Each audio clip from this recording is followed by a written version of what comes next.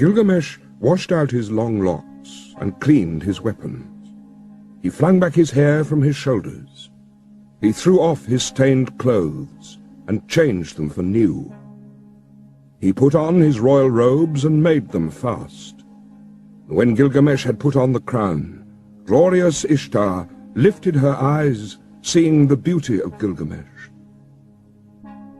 She said, "Come to me, Gilgamesh, and be my bridegroom. Grant me seed of your body. Let me be your bride, and you shall be my husband. I will harness for you a chariot of lapis lazuli and of gold, with wheels of gold and horns of copper. And you shall have mighty demons of the storm for draft mules. When you enter our house in the fragrance of cedar wood, threshold and throne will kiss your feet. Kings, rulers, and princes will bow down before you. They shall bring you tribute from the mountains and the plain. Your ewes shall drop twins, and your goats triplets. Your pack-ass shall outrun mules. Your oxen shall have no rivals. Your chariot horses shall be famous far off for their swiftness."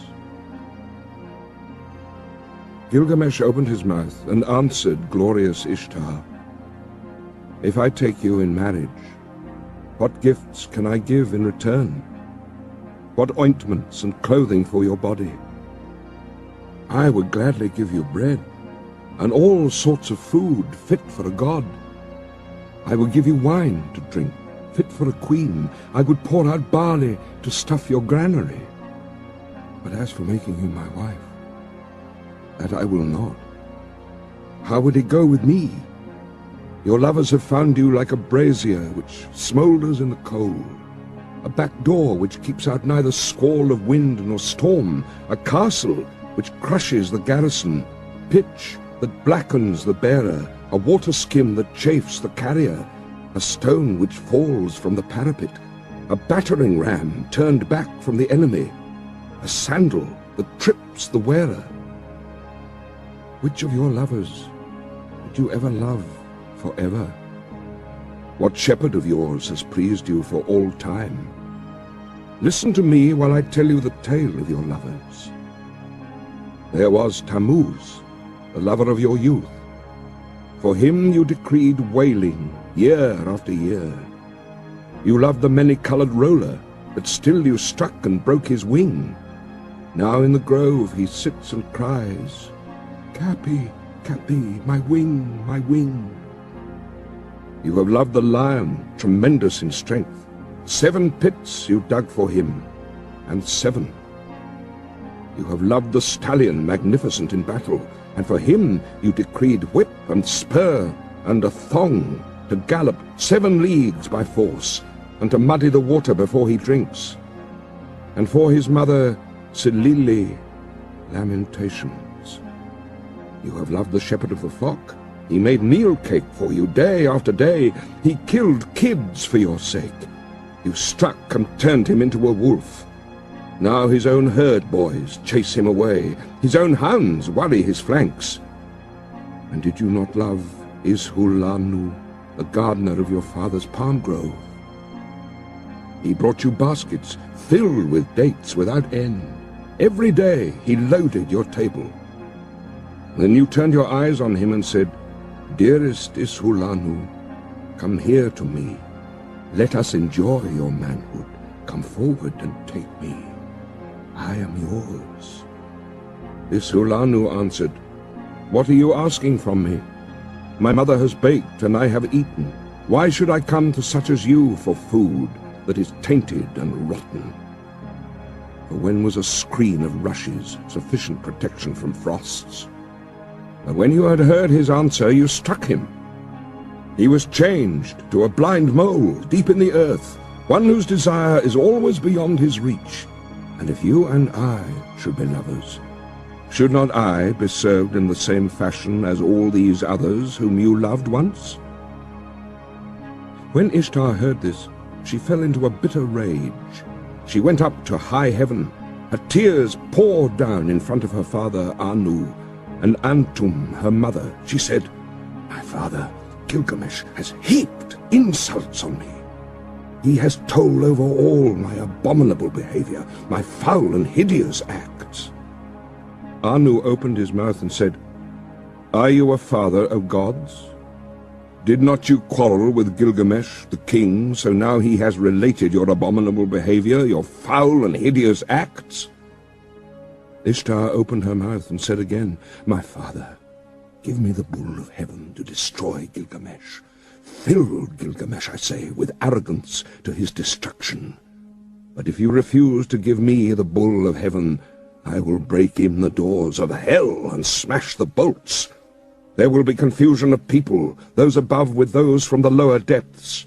I shall bring up the dead to eat food like the living, and the hosts of dead will outnumber the living." Anu said to great Ishtar, "If I do what you desire, there will be 7 years of drought throughout Uruk, when corn will be seedless husks. Have you saved grain enough for the people and grass for the cattle?" Ishtar replied, "I have saved grain for the people, grass for the cattle. For 7 years of seedless husks there is grain and there is grass enough." When Anu heard what Ishtar had said, he gave her the bull of heaven to lead by the halter down to Uruk. When they reached the gates of Uruk, the bull went to the river. With his first snort, cracks opened in the earth, and 100 young men fell down to death. With his second snort, cracks opened, and 200 fell down to death. With his third snort, cracks opened. Enkidu doubled over but instantly recovered. He dodged aside and leapt on the bull and seized it by the horns. The bull of heaven foamed in his face. It brushed him with the thick of its tail. Enkidu cried to Gilgamesh, "My friend, we boasted that we should leave enduring names behind us. Now thrust in your sword between the nape and the horns." So Gilgamesh followed the bull. He seized the thick of its tail. He thrust the sword between the nape and the horns and slew the bull. When they had killed the bull of heaven, they cut out its heart and gave it to Shamash. And the brothers rested. But Ishtar rose up and mounted the great wall of Uruk. She sprang onto the tower and uttered a curse. "Woe to Gilgamesh! For he has scorned me in killing the bull of heaven." When Enkidu heard these words, he tore out the bull's right thigh and tossed it in her face, saying, "If I could lay my hands on you, it is this I should do to you, and lash the entrails to your side." Then Ishtar called together her people, the dancing and singing girls, the prostitutes of the temple, the courtesans. Over the thigh of the bull of heaven she set up lamentation. But Gilgamesh called the smiths and the armorers, all of them together. They admired the immensity of the horns. They were plated with lapis lazuli, 2 fingers thick. They were 30 pounds each in weight, and their capacity in oil was 6 measures, which he gave to his guardian god, Nagulbanda. But he carried the horns into the palace and hung them on the wall.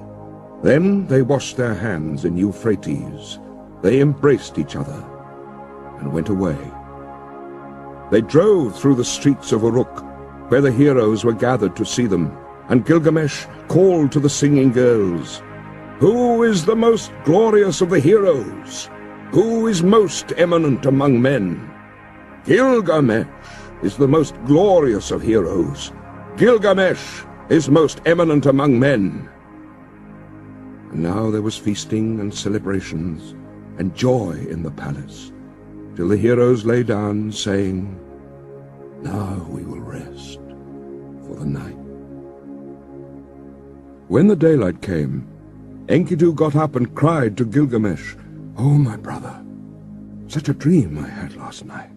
Anu, Enlil, Ea, and heavenly Shamash took counsel together, and Anu said to Enlil, Because they have killed the bull of heaven, and because they have killed Humbaba, who guarded the cedar mountain, one of the two must die." And then glorious Shamash answered the hero Enlil, "It was by your command they killed the bull of heaven, and killed Humbaba, and must Enkidu die, although innocent?" Enlil flung round in rage at glorious Shamash. "You dare to say this? You who went about with them every day like one of themselves?" So Enkidu lay stretched out before Gilgamesh. His tears ran down in streams, and he said to Gilgamesh, "O my brother, so dear as you are to me, brother, yet they will take me from you." Again he said, "I must sit down on the threshold of the dead, and never again will I see my dear brother with my eyes." While Enkidu lay alone in his sickness, he cursed the gate as though it was living flesh. "You there, wood of the gate, dull and insensible, witless, I searched for you over 20 leagues until I saw the towering cedar. There is no wood like you in our land, 72 cubits high and 24 wide. The pivot and the ferrule and the jambs are perfect. A master craftsman from Nippur has made you, but oh, if I had known the conclusion, if I had known that this was all the good that would come of it, I would have raised the axe and split you into little pieces and set up here a gate of wattle instead. Ah, if only some future king had brought you here, or some god had fashioned you. Let him obliterate my name and write his own, and the curse fall on him instead of on Enkidu." With the first brightening of dawn, Enkidu raised his head and wept before the sun god. In the brilliance of the sunlight, his tears streamed down. "Sun god, I beseech you, about that vile trapper, that trapper of nothing, because of whom I was to catch less than my comrade. Let him catch least. Make his game scarce. Make him feeble, taking the smaller of every share. Let his quarry escape from his nets." When he had cursed the trapper to his heart's content, he turned on the harlot. He was roused to curse her also. "As for you, woman, with a great curse I curse you. I will promise you a destiny to all eternity. My curse shall come on you soon and sudden. You shall be without a roof for your commerce, for you shall not keep house with other girls in the tavern, but do your business in places fouled by the vomit of the drunkard. Your hire will be potter's earth. Your thievings will be flung into the hovel. You will sit at the crossroads in the dust of the potter's quarter. You will make your bed on the dunghill at night, and by day take your stand in the wall shadow. Brambles and thorns will tear your feet. The drunk and the dry will strike your cheek, and your mouth will ache. Let you be stripped of your purple dyes, for I, too, once in the wilderness with my wife, had all the treasure I wished."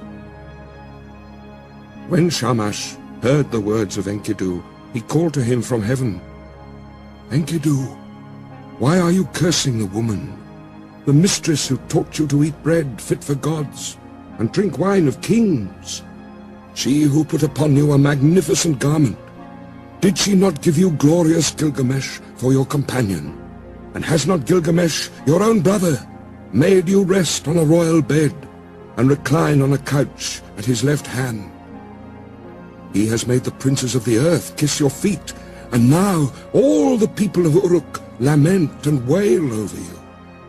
When you are dead, he will let his hair grow long for your sake. He will wear a lion's pelt and wander through the desert." When Enkidu heard glorious Shamash, his angry heart grew quiet. He called back the curse and said, "Woman, I promise you another destiny. The mouth which cursed you shall bless you. Kings, princes and nobles shall adore you.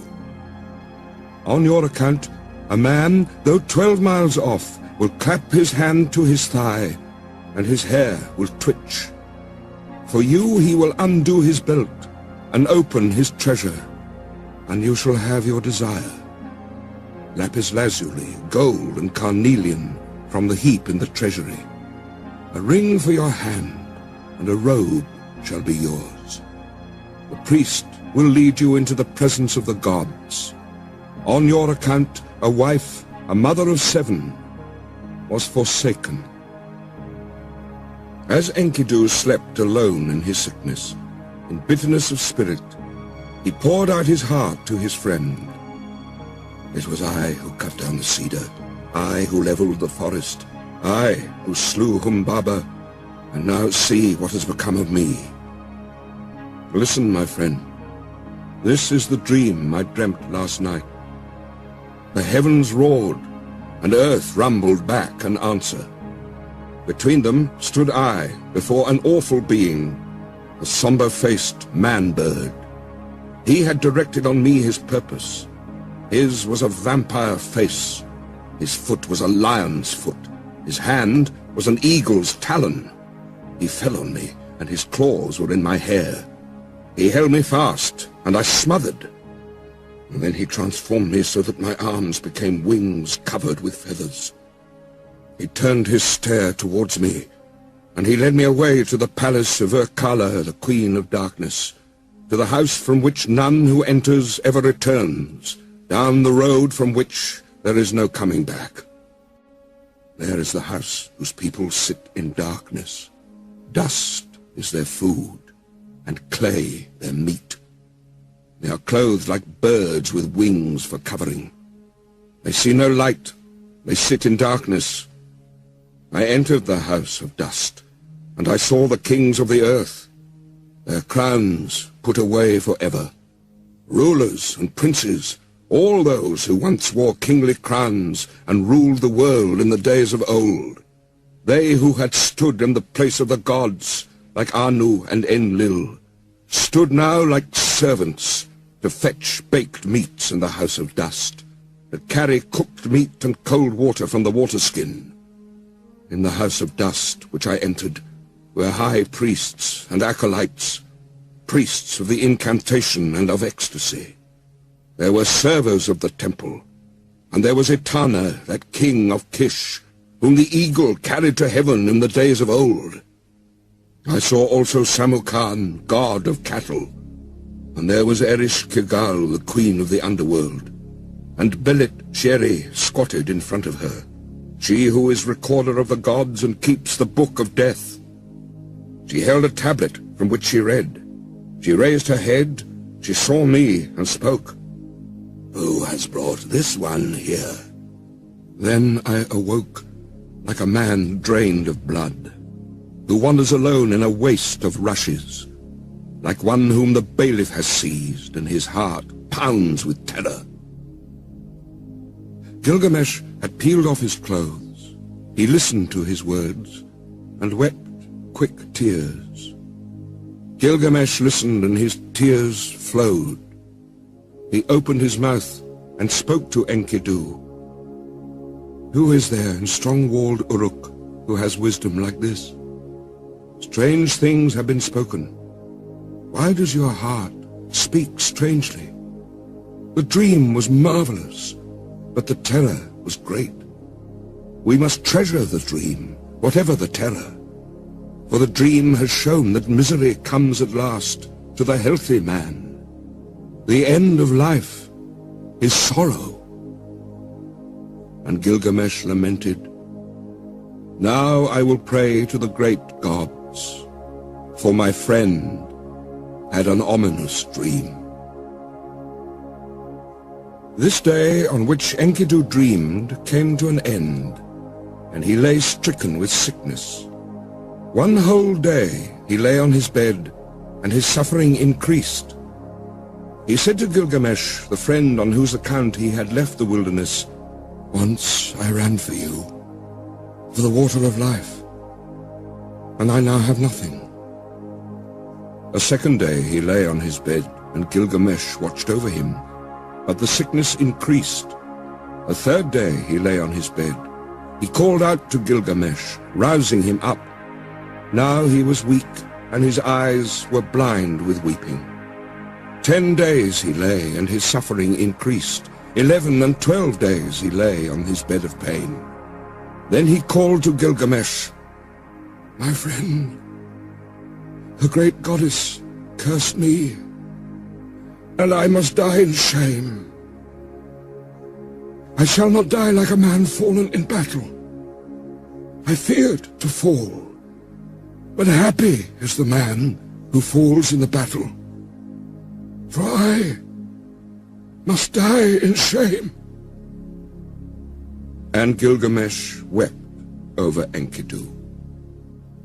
With the first light of dawn, he raised his voice and said to the counselors of Uruk, "Hear me, great ones of Uruk.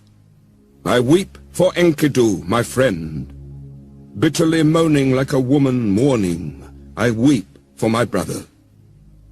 O Enkidu, my brother, you were the axe at my side, my hand's strength, the sword in my belt, the shield before me, a glorious robe, my fairest ornament. An evil fate has robbed me. The wild ass and the gazelle that were father and mother, all long-tailed creatures that nourished you, weep for you. All the wild things of the plain and pastures, the paths that you loved in the forest of cedars, night and day murmur. Let the great ones of strong-walled Uruk weep for you. Let the finger of blessing be stretched out in mourning.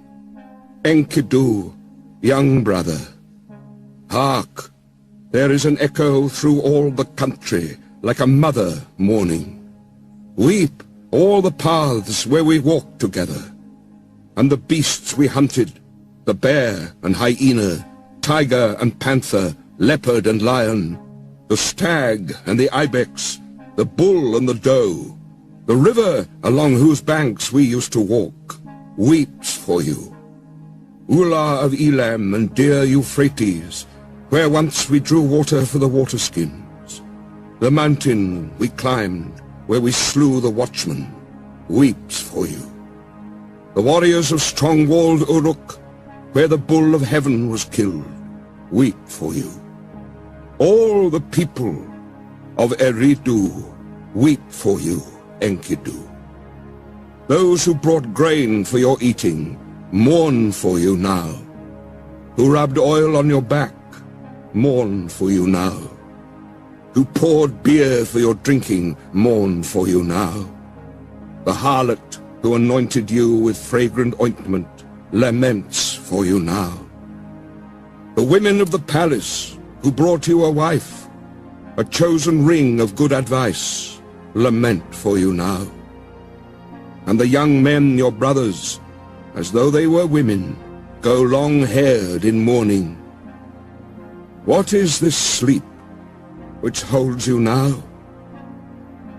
You are lost in the dark and cannot hear me." He touched his heart, but it did not beat, nor did he lift his eyes again. When Gilgamesh touched his heart, it did not beat. So Gilgamesh laid a veil as one veils the bride over his friend. He began to rage like a lion, like a lioness robbed of her whelps. This way and that he paced round the bed. He tore out his hair and strewed it around. He dragged off his splendid robes and flung them down as though they were abominations. In the first light of dawn, Gilgamesh cried out, "I made you rest on a royal bed. You reclined on a couch at my left hand. The princes of the earth kissed your feet. I will cause all the people of Uruk to weep over you and raise the dirge of the dead. The joyful people will stoop with sorrow. And when you have gone to the earth, I will let my hair grow long for your sake. I will wander through the wilderness in the skin of a lion. The next day also, in the first light, Gilgamesh lamented. 7 days and 7 nights he wept for Enkidu, until the worm fastened on him. Only then he gave him up to the earth, for the Anunnaki, the judges, had seized him. Then Gilgamesh issued a proclamation through the land.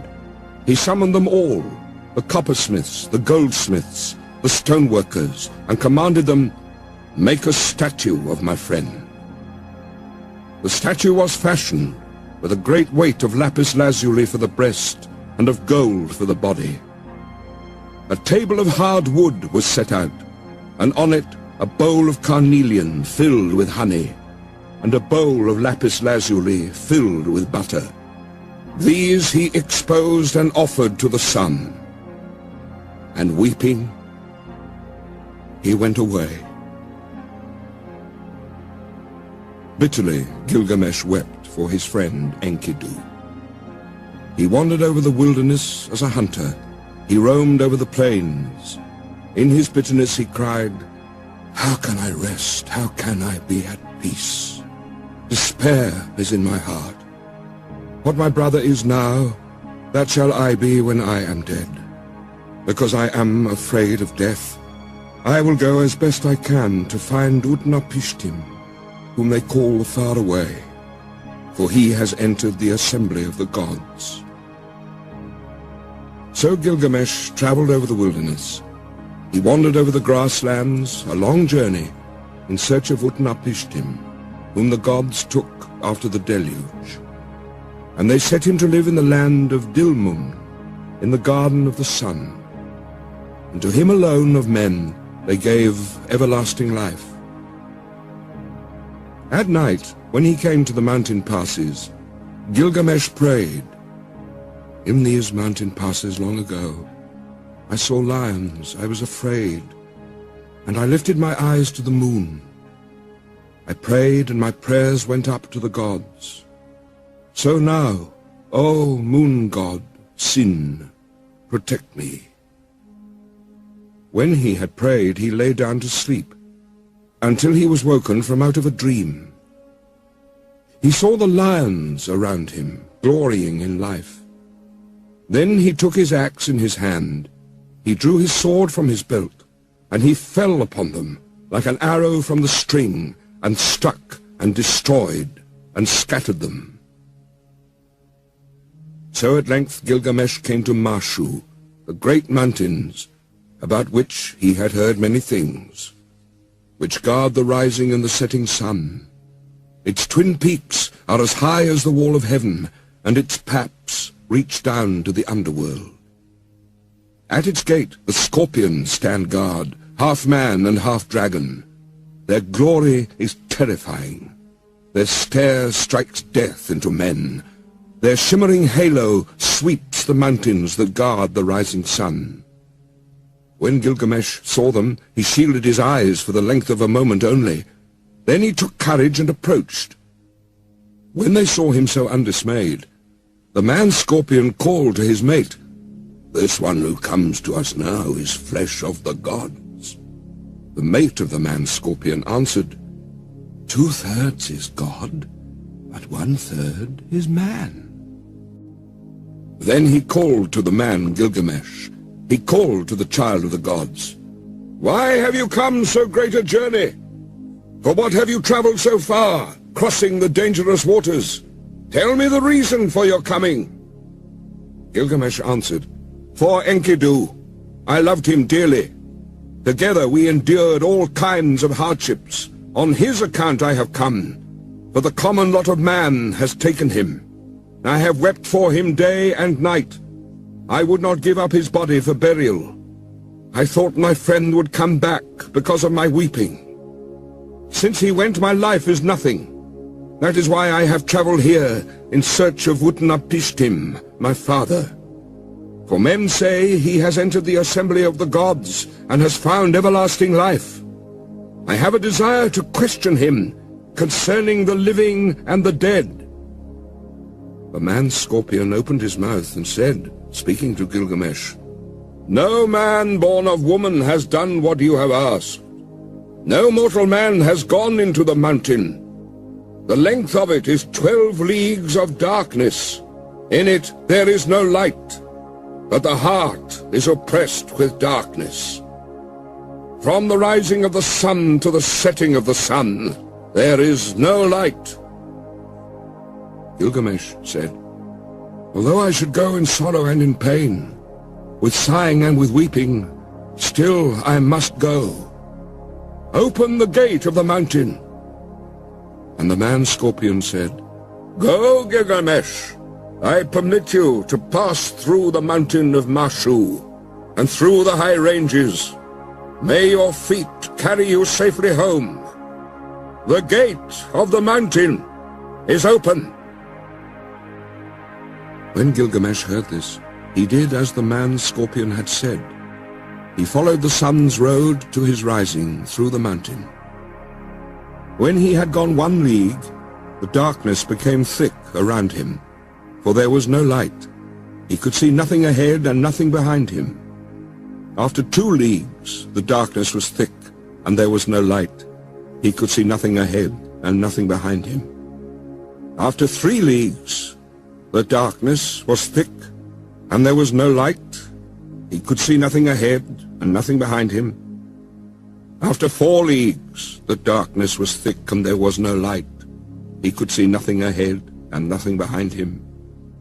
At the end of 5 leagues, the darkness was thick, and there was no light. He could see nothing ahead and nothing behind him. At the end of 6 leagues, the darkness was thick, and there was no light. He could see nothing ahead and nothing behind him. When he had gone 7 leagues, the darkness was thick, and there was no light. He could see nothing ahead and nothing behind him. When he had gone 8 leagues, Gilgamesh gave a great cry, for the darkness was thick, and he could see nothing ahead and nothing behind him. After 9 leagues, he felt the north wind on his face, but the darkness was thick, and there was no light.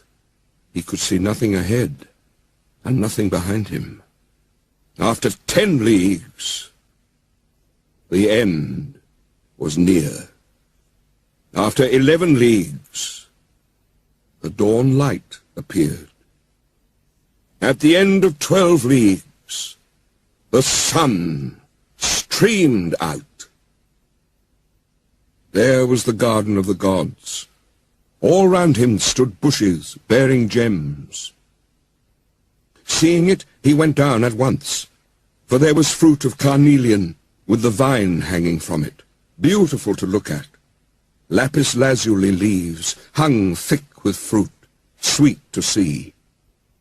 For thorns and thistles there were hematite and rare stones, agate and pearls from out of the sea.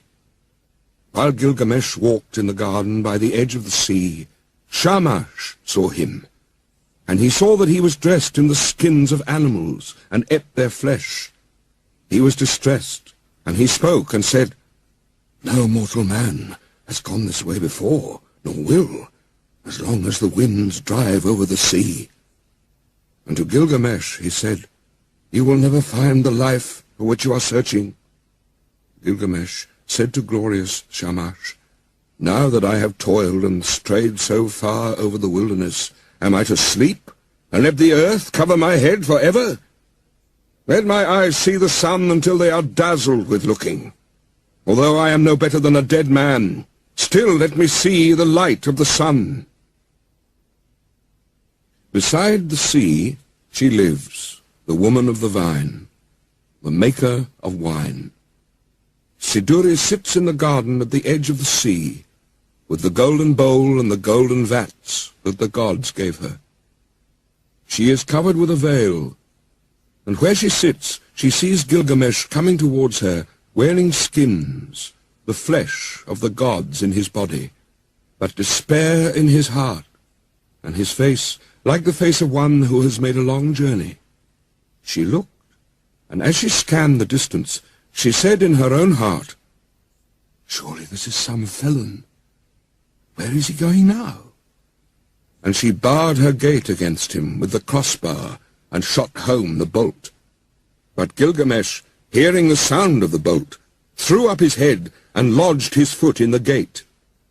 He called to her, "Young woman, maker of wine, why do you bolt your door? What did you see that made you bar your gate? I will break in your door and burst in your gate. For I am Gilgamesh, who seized and killed the bull of heaven. I killed the watchman of the cedar forest. I overthrew Humbaba, who lived in the forest, and I killed the lions in the passes of the mountain." Then Siduri said to him, "If you are that Gilgamesh who seized and killed the bull of heaven, who killed the watchman of the cedar forest, who overthrew Humbaba that lived in the forest, and killed the lions in the passes of the mountain, why are your cheeks so starved, and why is your face so drawn? Why is despair in your heart, and your face like the face of one who has made a long journey? Yes, why is your face burned from heat and cold? And why do you come here, wandering over the pastures in search of the wind?"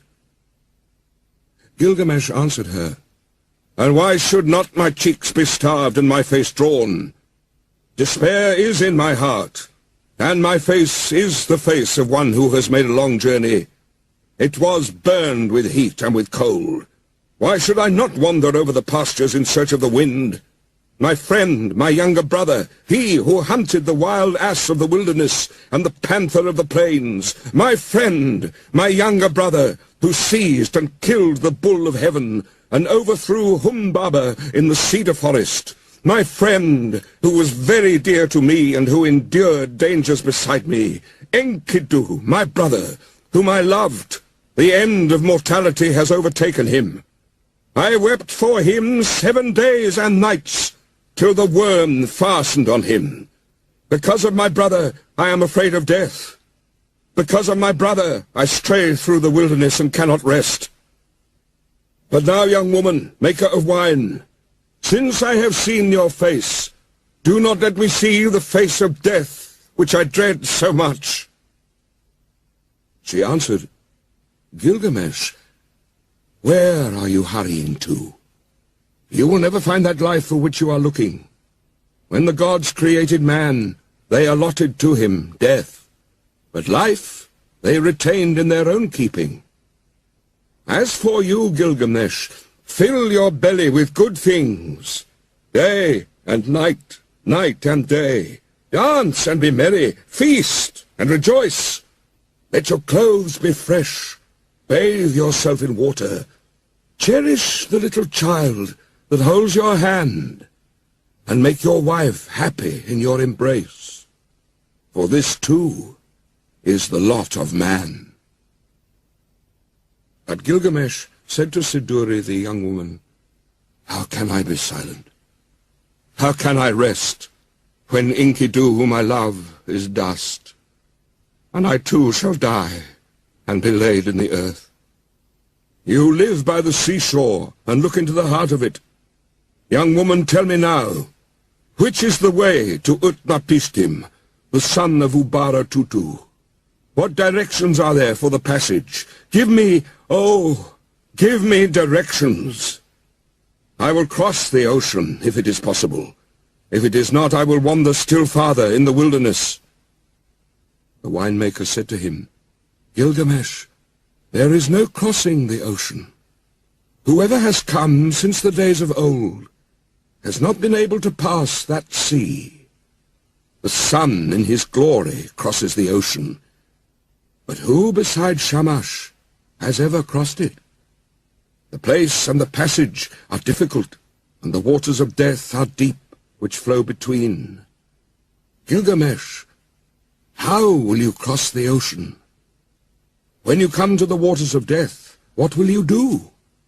But Gilgamesh, down in the woods you will find Ashurbanipal, the ferryman of Utnapishtim. With him are the holy things, the things of stone. He is fashioning the serpent prow of the boat.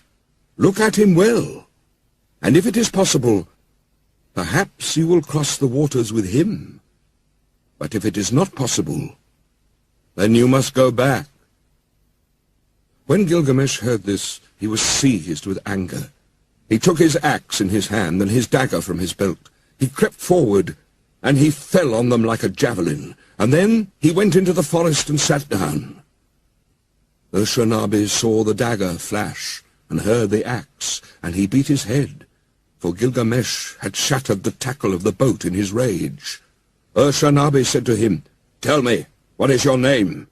"I am Ashurbanipal, the ferryman of Utnapishtim, the faraway." He replied to him, "Gilgamesh is my name. I am from Uruk, from the house of Anu."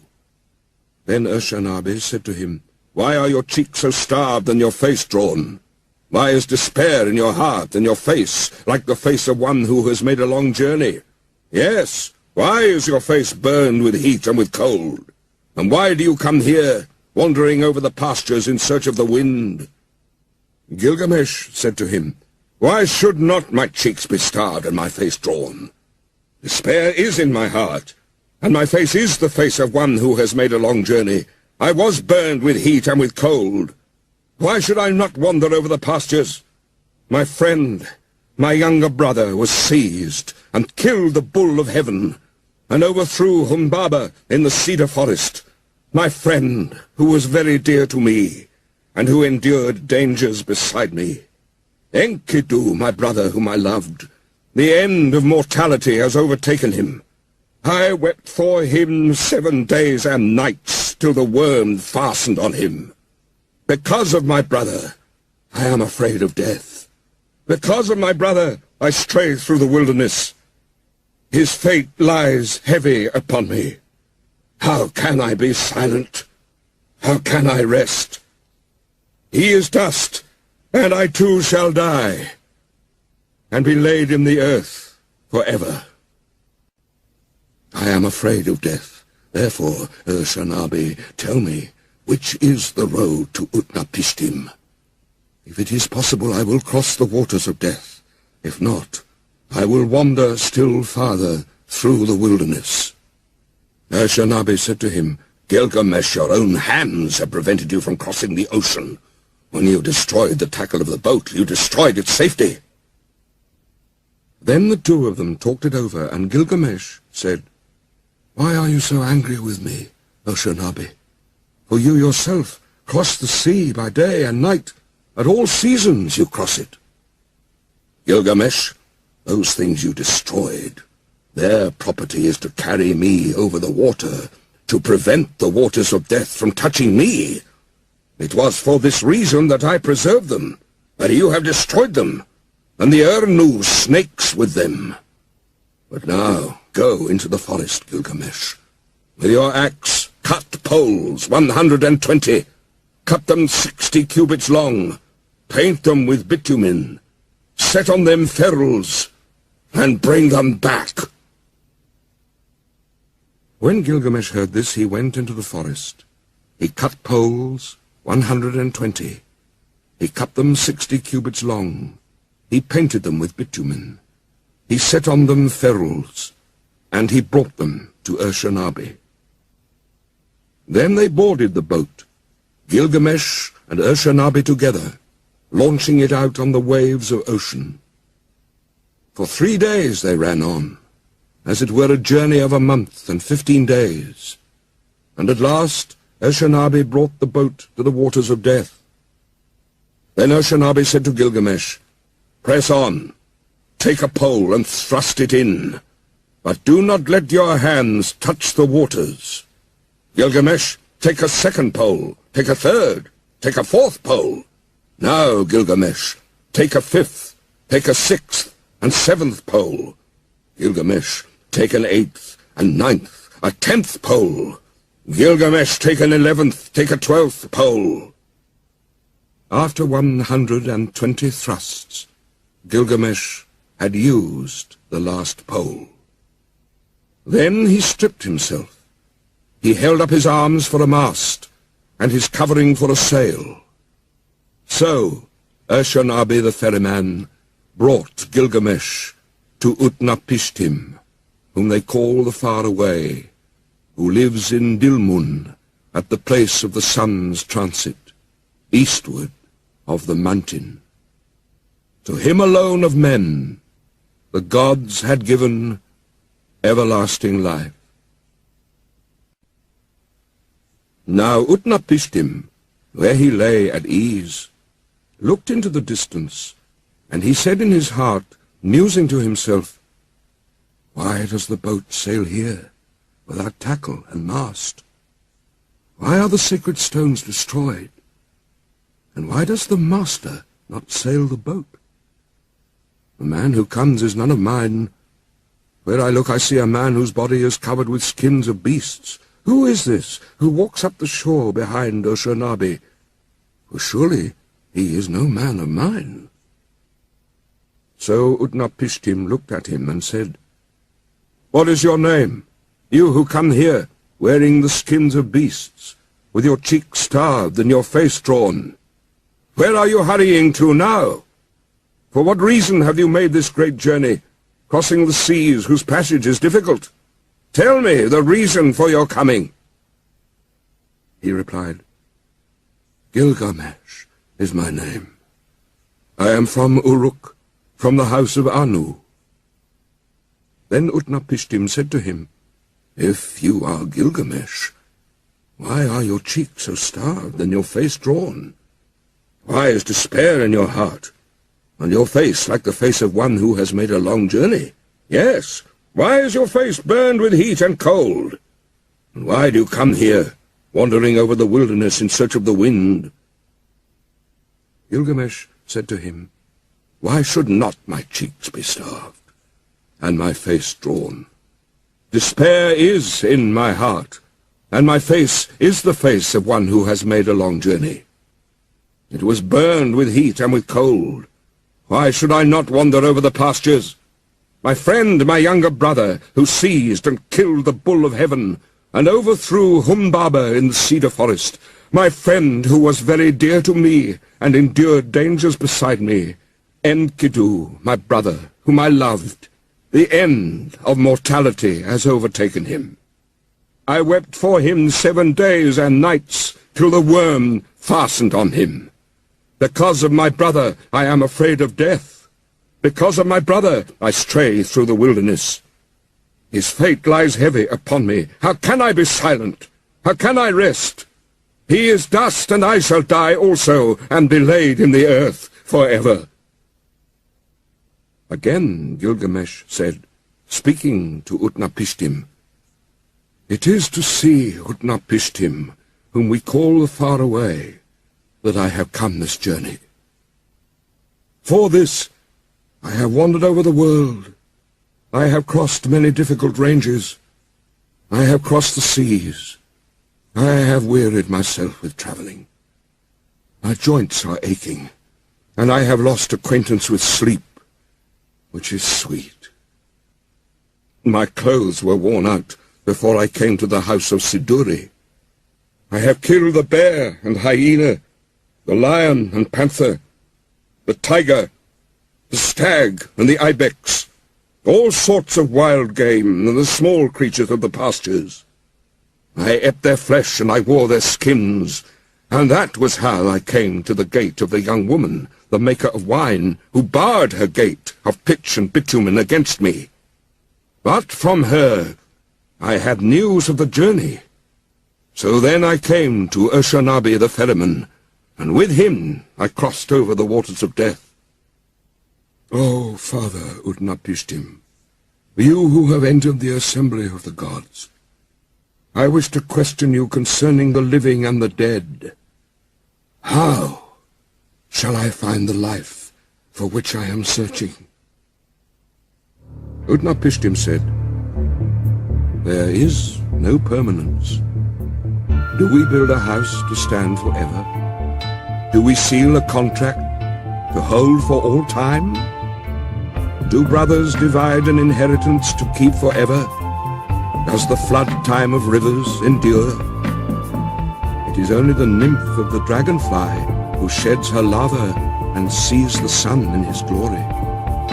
From the days of old, there is no permanence. The sleeping and the dead, how alike they are. They are like a painted death. What is there between the master and the servant when both have fulfilled their doom? When the Anunnaki, the judges, come together, and Mammutun, the mother of destinies, together they decree the fates of men. Life and death they allot, but the day of death they do not disclose. Then Gilgamesh said to Utnapishtim the faraway, I look at you now, Utnapishtim, and your appearance is no different from mine. There is nothing strange in your features. I thought I should find you like a hero prepared for battle. But you lie here, taking your ease on your back. Tell me truly, how was it that you came to enter the company of the gods and to possess everlasting life? Utnapishtim said to Gilgamesh, I will reveal to you a mystery. I will tell you a secret of the gods.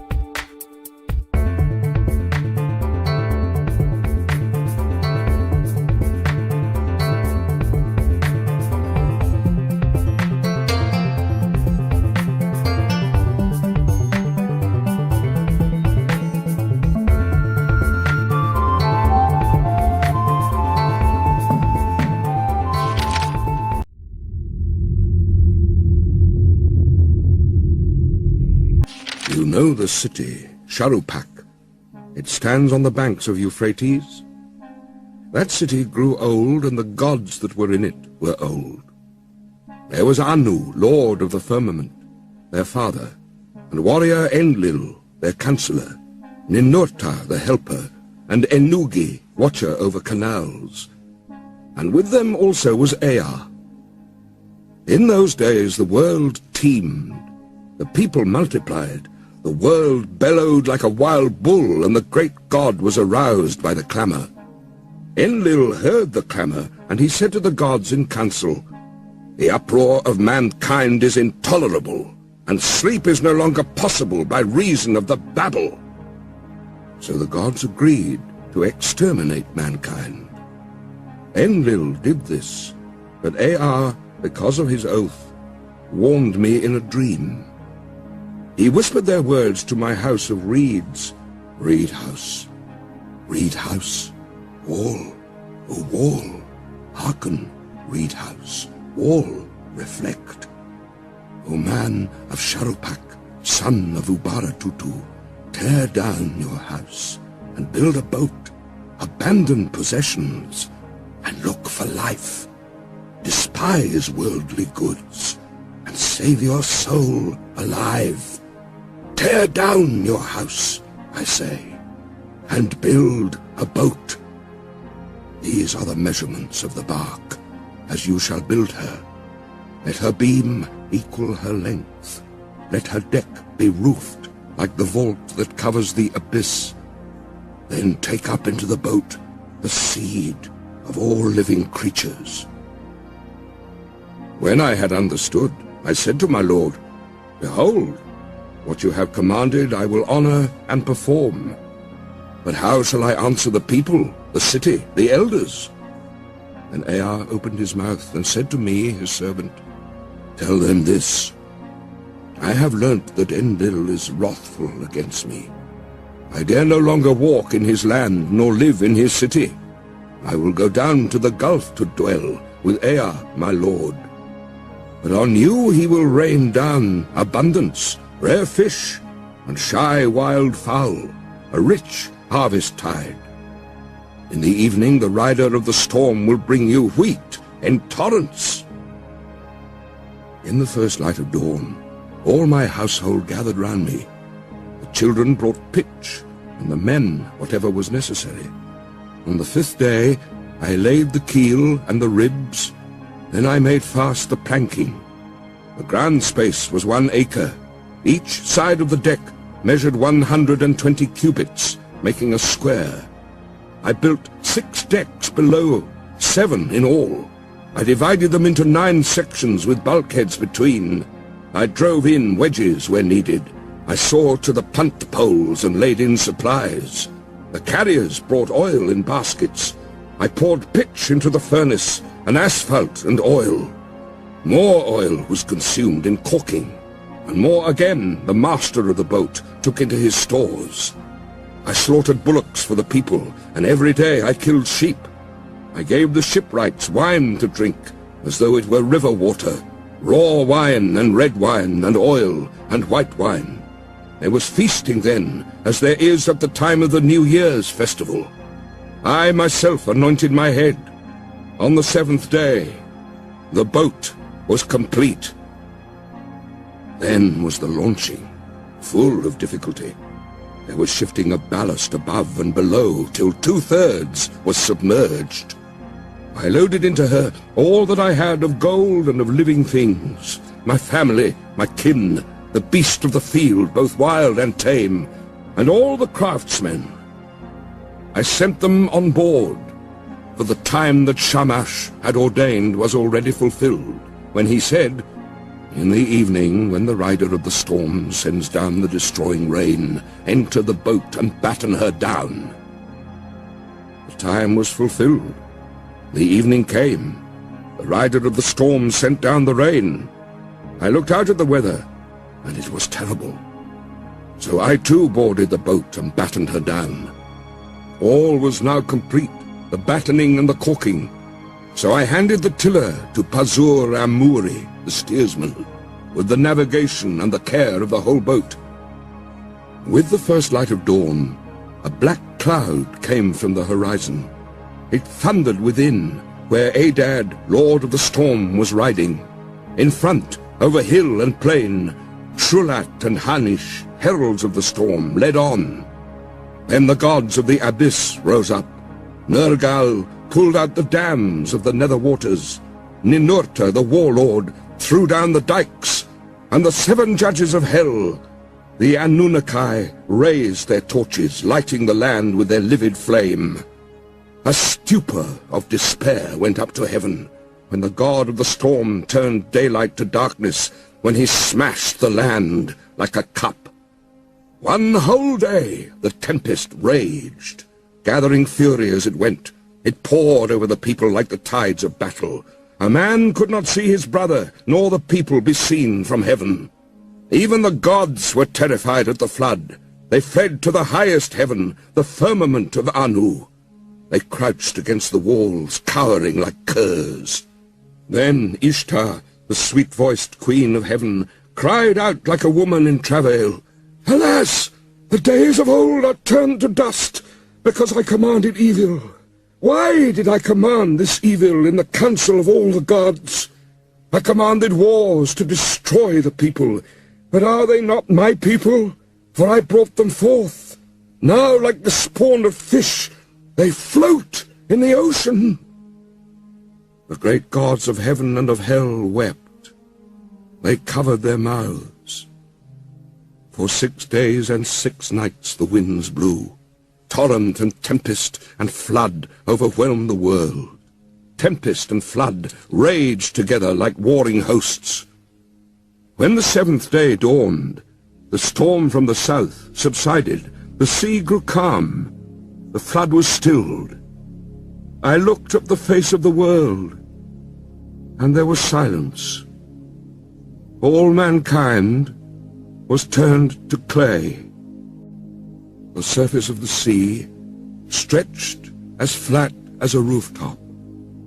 I opened a hatch, and the light fell on my face. Then I bowed low. I sat down and I wept.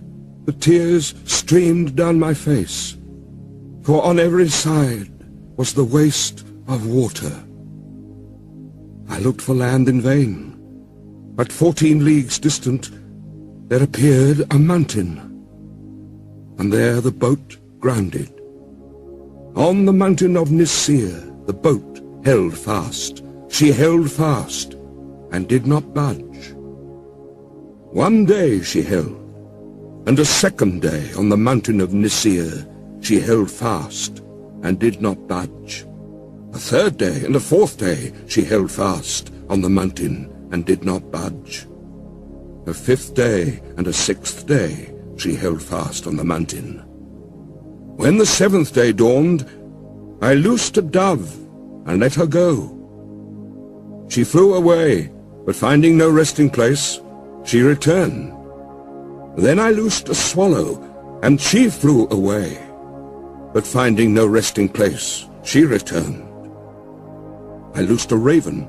She saw that the waters had retreated. She ate, she flew around, she cawed, and she did not come back.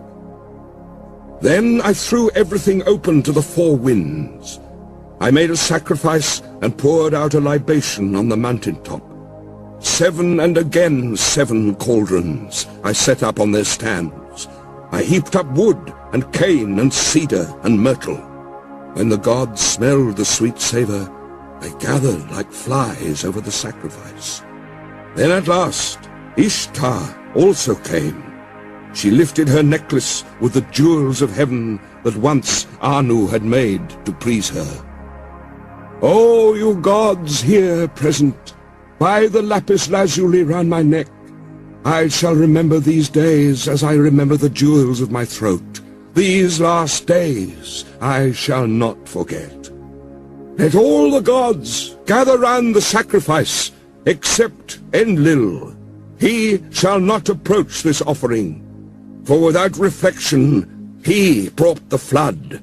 He consigned my people to destruction. When Enlil had come, when he saw the boat, he was wroth and swelled with anger at the gods, the host of heaven. Has any of these mortals escaped? Not one was to have survived the destruction. Then the god of the wells and canals, Ninurta, opened his mouth, and said to the warrior Enlil, Who is there of the gods that can devise without Ea? It is Ea alone who knows all things. Then Ea opened his mouth and spoke to warrior Enlil, Wisest of gods, hero Enlil, how could you so senselessly bring down the flood? Lay upon the sinner his sin. Lay upon the transgressor his transgression. Punish him a little when he breaks loose. Do not drive him too hard, or he perishes. Would that a lion had ravaged mankind rather than the flood. Would that a wolf had ravaged mankind rather than the flood. Would that famine had wasted the world rather than the flood. Would that pestilence had wasted mankind rather than the flood. It was not I that revealed the secret of the gods. The wise man learned it in a dream. Now take your counsel, what shall be done with him? Then Enlil went up into the boat. He took me by the hand, and my wife, and made us enter the boat and kneel down on either side, he standing between us.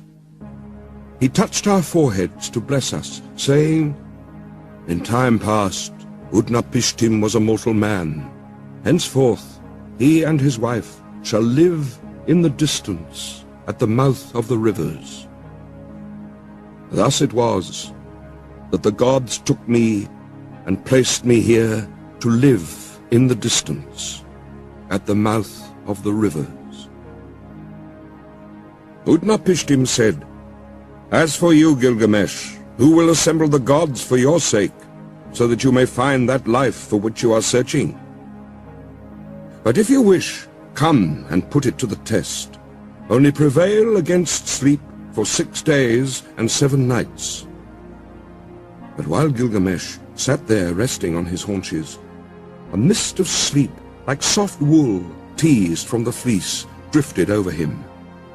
And Utnapishtim said to his wife, Look at him now, the strong man who would have everlasting life. Even now the mists of sleep are drifting over him. His wife replied, Touch the man to wake him, so that he may return to his own land in peace. going back through the gate by which he came." Utnapishtim said to his wife, "All men are deceivers. Even you he will attempt to deceive. Therefore bake loaves of bread, each day 1 loaf, and put it beside his head, and make a mark on the wall to number the days he has slept." So she baked loaves of bread, each day 1 loaf, and put it beside his head, and she marked on the wall the days that he slept. And there came a day when the first loaf was hard, the second loaf was like leather, the third was soggy, the crust of the fourth had mold, the fifth was mildewed, the sixth was fresh, and the seventh was still on the embers. Then Utnapishtim touched him, and he woke. Gilgamesh said to Utnapishtim the far away, "I hardly slept when you touched and roused me." But Utnapishtim said, "Count these loaves, and learn how many days you slept. For your first is hard, your second like leather, your third is soggy, the crust of your fourth has mold, your fifth is mildewed, your sixth is fresh, and your seventh was still over the glowing embers when I touched and woke you." Bilgamesh said, "What shall I do, O Utnapishtim? Where shall I go? Already the thief in the night has hold of my limbs. Death inhabits my room. Wherever my foot rests, there I find death." Then Utnapishtim spoke to Ashurbanipal the ferryman. "Woe to you, Ashurbanipal! Now and forevermore you have become hateful to this harborage. It is not for you nor for you are the crossings of this sea. Go now, banished from the shore. But this man before whom you walked, bringing him here, whose body is covered with foulness, and the grace of whose limbs has been spoiled by wild skins, take him to the washing place. There he shall wash his long hair clean as snow in the water. He shall throw off his skins, and let the sea carry them away. And the beauty of his body shall be shown. The fillet on his forehead shall be renewed, and he shall be given clothes to cover his nakedness. Till he reaches his own city, and his journey is accomplished, these clothes will show no sign of age. They will wear like a new garment." So Ashurbanipal took Gilgamesh and led him to the washing place. He washed his long hair as clean as snow in the water. He threw off his skins, which the sea carried away, and showed the beauty of his body. He renewed the fillet on his forehead, and to cover his nakedness gave him clothes which would show no sign of age, but would wear like a new garment till he reached his own city, and his journey was accomplished. Then Gilgamesh and Ashurbanipal launched the boat onto the water and boarded it, and they made ready to sail away. But the wife of Utnapishtim the far away said to him, "Gilgamesh came here wearied out. He is worn out. What will you give him to carry him back to his own country?" So Utnapishtim spoke, and Gilgamesh took a pole and brought the boat in to the bank. "Gilgamesh, you came here a man, wearied out. You have worn yourself out. What shall I give you to carry you back to your own country?" "Gilgamesh, I shall reveal a secret thing. It is a mystery of the gods that I am telling you. There is a plant that grows under the water. It has a prickle like a thorn, like a rose. It will wound your hands, but if you succeed in taking it, then your hands will hold that which restores his lost youth to a man." When Gilgamesh heard this, he opened the sluices so that a sweet water current might carry him out to the deepest channel. He tied heavy stones to his feet, and they dragged him down to the waterbed. There he saw the plant growing. Although it pricked him, he took it in his hands. Then he cut the heavy stones from his feet, and the sea carried him and threw him onto the shore. Gilgamesh said to Ashurbanipal the ferryman, "Come here and see this marvelous plant." By its virtue, a man may win back all his former strength. I will take it to Uruk of the strong walls. There I will give it to the old men to eat. Its name shall be, The Old Men Are Young Again. And at last I shall eat it myself, and have back all my lost youth. So Gilgamesh returned by the gate through which he had come. Gilgamesh and Ashurbanipal went together. They travelled their 20 leagues, and then they broke their fast. After 30 leagues, they stopped for the night. Gilgamesh saw a well of cool water, and he went down and bathed. But deep in the pool, there was lying a serpent, and the serpent sensed the sweetness of the flower. It rose out of the water and snatched it away, and immediately it sloughed its skin and returned to the well. Then Gilgamesh sat down and wept. The tears ran down his face, and he took the hand of Ashurbanipal. "Oh, Ashurbanipal, was it for this that I toiled with my hands? Is it for this I have wrung out my heart's blood? For myself I have gained nothing, not I, but the beast of the earth has joy of it now. Already the stream has carried it 20 leagues back to the channels where I found it. I found a sign, and now I have lost it. Let us leave the boat on the bank and go." After 20 leagues, they broke their fast. After 30 leagues, they stopped for the night. In 3 days they had walked as much as a journey of a month and 15 days. When the journey was accomplished, they arrived at Uruk, the strong-walled city. Gilgamesh spoke to him, to Ashurbanipal the ferryman. "Ashurbanipal, climb up onto the wall of Uruk. Inspect its foundation terrace, and examine well the brickwork. See if it is not of burnt bricks. Did not the 7 wise men lay these foundations?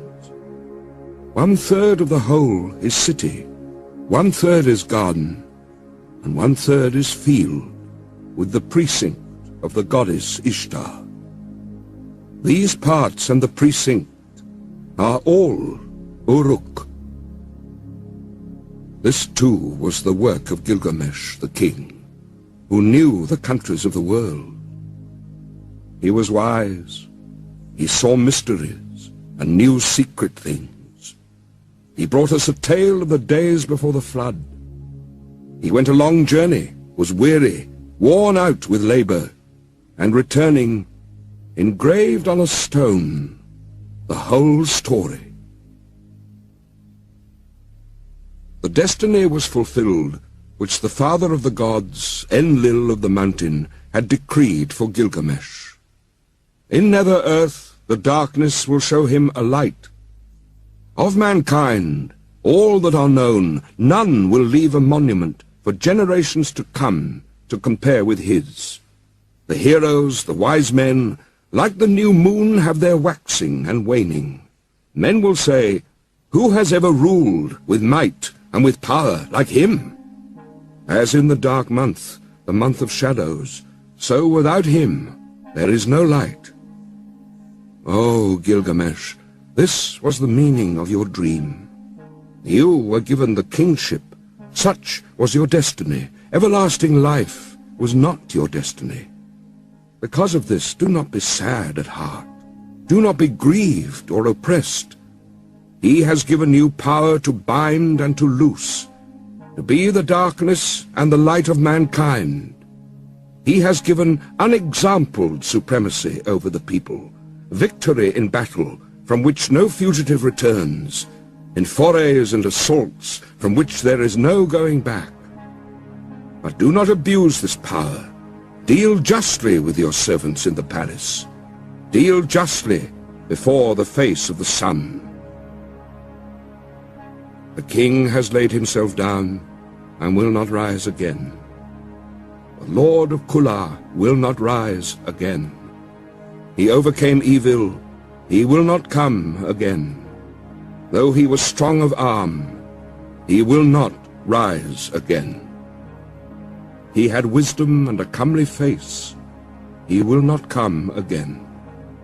He is gone into the mountain, he will not come again. On the bed of fate he lies, he will not rise again. From the couch of many colors, he will not come again. The people of the city, great and small, are not silent. They lift up the lament. All men of flesh and blood, lift up the lament. Fate has spoken. Like a hooked fish, he lies stretched on the bed, like a gazelle that is caught in a noose. Inhuman Namtar is heavy upon him, Namtar that has neither hand nor foot, that drinks no water and eats no meat. For Gilgamesh, son of Ninsun, they weighed out their offerings. His dear wife, his son, his concubine, his musicians, his jester, and all his household, his servants, his stewards, all who lived in the palace weighed out their offerings for Gilgamesh, the son of Ninsun, the heart of Uruk. They weighed out their offerings to Ereshkigal, the queen of death, and to all the gods of the dead. To Namtar, who is fate, they weighed out the offering. Bread for Neti, the keeper of the gate. Bread for Ningizida, the god of the serpent, the lord of the tree of life. For Damuzai also, the young shepherd. For Enki and Ninki. For Endukuga and Nindukuga. For Enmul and Ninmul, all the ancestral gods, forebears of Enlil. A feast for Shūtur, the god of feasting. For Samukan, god of the herds. For the mother Ninhusak, and the gods of creation in the place of creation. For the host of heaven, priest and priestess, weighed out the offering of the dead.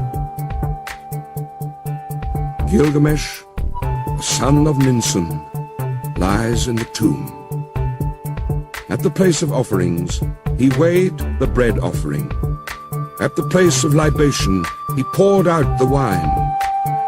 In those days, the Lord Gilgamesh departed, the son of Ninsun.